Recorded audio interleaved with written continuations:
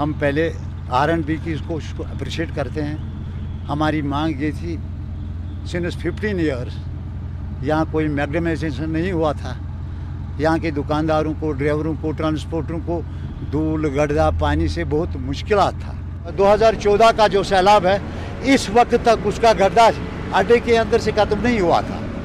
अभी हम मशकूर हैं R&B के जिन्होंने ये किया है, टाउन वालों का जो ये काम करते हैं। इन्होंने हमारी मांग पूरी कर ली और फाइनली ये पूरा हो चुका है। यहाँ पे बिल्कुल जब भी मतलब बारिश पड़ रही थी तो पानी जमा हो रहा था, तो उस वजह से हमें उस चीज़ से हमें निजात मिलेगी।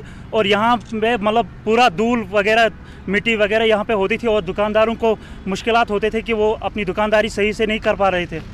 तो ये खुशी का मुकाम है हमारे लिए। जो मैग्नेटाइजेशन का काम आप देख रहे हैं, ये हमने 2-4 दिन पहले शुरू किया और काफ़ी अच्छे से लोगों ने भी यहाँ बहुत ताउन किया और लोग भी यहाँ पे बहुत खुश हुए, क्योंकि ये बहुत पुरानी मांग थी।